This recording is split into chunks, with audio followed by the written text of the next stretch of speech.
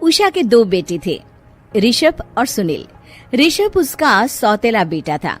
उषा हमेशा ही अपने सगे बेटे सुनील को ज्यादा प्यार करती थी।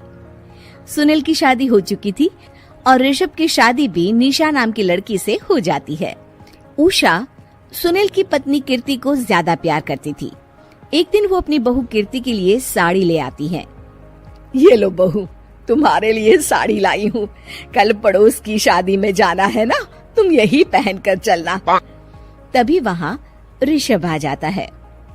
अरे माँ, तुम निशा के लिए साड़ी नहीं लाई? वो भी तो कल शादी में जाएगी ना? हाँ, वो भी जाएगी, पर उसके पास तो काफी साड़ी होंगी ना। अभी अभी तो शादी हुई है तुम दोनों की, तो उसी में से कोई पहन लेगी वो। ऋषभ ये सुनकर उदास हो जाता है।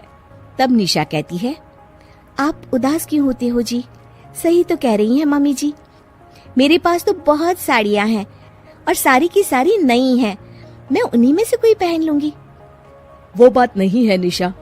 माँ मेरे साथ तो सौतेला व्यवहार करती ही थी, पर मुझे लगता था कि मेरी पत्नी के साथ वो ऐसा कभी नहीं करेंगी, पर आज उन्होंने तुम्हारे साथ भी वैसा ही व्यवहार किया। ऋषभ उदास होकर अपने कमरे में चला जाता है। ऋषभ को उदास देखकर निशा को अपनी सास पर बहुत गुस्सा आता है। एक दिन उषा सुनील को कुछ पैसे दे रही होती है। ले बेटा सुनील, ये कुछ पैसे रख ले और बहू को कहीं घुमा लिया। जी मम्मी जी। सुनील वहाँ से चला जाता है। मम्मी जी, आपने इन्हें तो कभी पैसे नहीं दिए।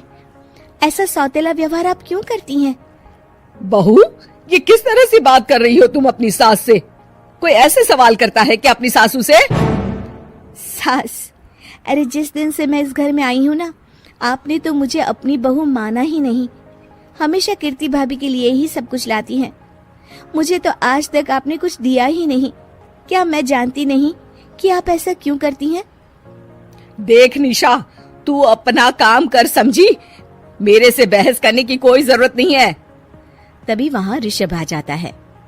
निशा, माँ से ऐसे बात नहीं करते, तुम जाओ अपने कमरे में। हाँ, जा रही हूँ। मुझे भी इनसे बात करने का कोई शौक नहीं है। निशा अपने कमरे में चली जाती है और ऋषभ भी वहाँ आ जाता है। निशा, तुमने माँ से क्यों झगड़ा किया? क्योंकि आप तो कुछ कहते ही नहीं, बस चुपचाप सहते रहते हैं। किसी को तो आवाज उठानी होगी ना। कोई बात नहीं निशा, तुम गुस्सा मत करो, शांत हो जाओ। निशा रसोई में खाना बना रही होती है। तभी वहाँ कीर्ति आ जाती है। निशा, तुम मार्केट से ये सामान ले आओ। मैं क्यों जाऊँ? आप भी तो जा सकती हो ना। दिख नहीं रहा कि मैं खाना बना रही हूँ? हाँ तो क्या हुआ, खाना बनाने के बाद चली जाना। हाँ, खाना भी मैं ही पकाऊं, बाजार जाकर सामान भी मैं ही ले आऊं। खुद तो कुछ करोगी नहीं, है ना? ओहो, जुबान तो देखो कैसे चल रही है।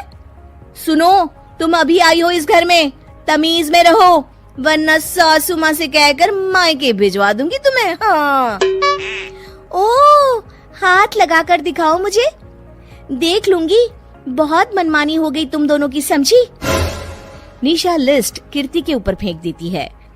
कीर्ति निशा को मारने आती है तो निशा उसका हाथ मोड़ देती है। मर गई रे, छोड़ मेरा हाथ। आज के बाद मुझसे कोई बदतमीजी की तो अच्छा नहीं होगा। कीर्ति रोते हुए अपने कमरे में चली जाती है। उस निशा चुड़ैल ने मेरा हाथ मोड़ दिया, मुझे नहीं रहना इस घर में। अरे कैसी बेकार की बातें कर रही हो? अरे निकालना ही है तो ऋषभ और निशा को निकालेंगे। नहीं, मुझे अलग घर चाहिए। कान खोलकर सुन लीजिए, हम दोनों इस घर से जल्द जाएंगे। आप नए घर का इंतजाम कीजिए बस। मैं इन दोनों के साथ ज्यादा नहीं रह सकती। हाँ, वैसे मैं भी कुछ दिनों से सोच रहा था। अच्छा हुआ तुमने कह दिया, मैं माँ को भी बता देता हूँ। माँ, वो क्या करेंगी तुम्हारे साथ जाकर? मैं चाहती हूँ कि तुम और मैं, बस हम दोनों ही कहीं शिफ्ट हो जाएं, इस सब झमेले से दूर। अरे पर माँ को यहाँ छोड़कर इस तरह से जाना ठीक नहीं रहेगा कीर्ति। वैसे वो तुम्हें कितना प्यार भी तो करती हैं। नाम का ख्याल रखती है, क्योंकि तुम सगे बेटे हो ना, इसलिए। तुम अगर सौतेले होते तो मेरे साथ भी ऐसे ही सलूक करती जैसे अभी तुम्हारे सौतेले भाई और उसकी पत्नी से करती है। अरे पर फिर भी फिर भी कुछ भी नहीं। देखो, या तो हम दोनों इस घर से कहीं दूर जाएंगे या फिर मैं अपने मायके चली जाऊंगी। हाँ, बता देती हूँ। अच्छा बाबा, अच्छा ठीक है। सुनील अपनी माँ से बात करने आता है। माँ, मैं सोच रहा हूँ कि कीर्ति के साथ अलग घर में शिफ्ट हो जाऊं। अरे वाह बेटा, ये तो बहुत अच्छा सोचा है तुमने। कब शिफ्ट होना है हमें? मैं भी पैकिंग कर लेती हूँ।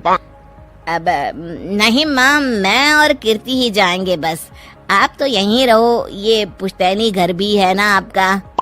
अरे बेटा, तू तो मेरा सगा बेटा है, तू ही मेरे साथ ऐसा कर रहा है, मुझे अपने साथ ले जा बेटा। तभी वहाँ कीर्ति आ जाती है।